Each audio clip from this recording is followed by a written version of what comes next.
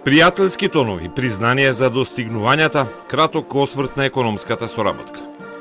Овие пораки кои при посетата ги изрече германскиот канцелар Олаф Шолц беа само дополнителна глазура на главната тема. Ќе биде или не првата меѓувладина конференција за почеток на пристапните преговори меѓу Брисел и Скопје. Шолц неколку пати повтори: ветено е на Западниот Балкан, особено на Северна Македонија, а Европската унија мора да го исполни ветувањето. Германија е сериозна со ЕУ интеграцијата за државите од регионот и ова важи особено за Северна Македонија.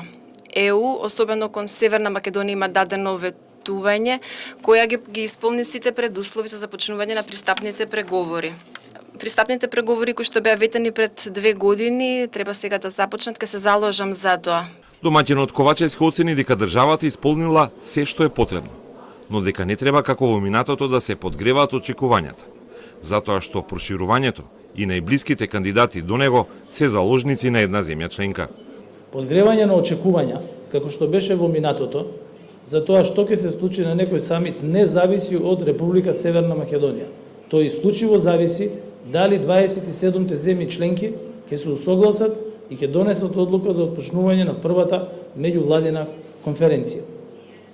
Тоа во моментов зависи, според се, како што гледаме, од само една земја членка на Европската унија, која што држи 2 земји членки, 2 кандидат земји, Република Северна Македонија и Албанија, како заложници на патот за интеграција во Европската унија.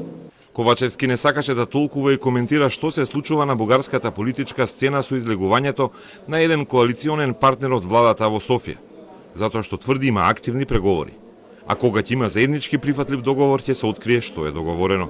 Ова прашање за нас беше прашање на преговори заради отпочнување на преговори со Европската унија. Ние во ниту еден момент ова прашање него како влада и како владеачка коалиција не го инструментализиравме и не го политизиравме заради дневни политички поени или водење на внатрешна политика во државата. Сосема спротивно на тоа, во Република Бугарија ова прашање беше издигнато на ниво на внатрешна политика во нивната држава, често пати беше еднострано инструментализирано и политизирано, што не е добро. Канцеларот Шолц не ја спомна Бугарија, ниту на директното новинарско прашање што ќе каже во Софија, но посочи дека сите треба да мислат добро на заедницата на која и припаѓаат. Сметам дека се подразбира дека Северна Македонија може да го направи следниот чекор исто како и Албанија, предусловите се тука. И затоа сега сите други земји членки треба да го дадат својот придонес за тоа да биде можно, зашто една заедница живее кога се сваќа, се поима како една заедница. Треба самите да се поттикнете, придвижите за сите 27 или пак повеќе земји да дадат својот придонес за да функционира заедницата. Ова е мојата желба, сега треба да успееме во тоа.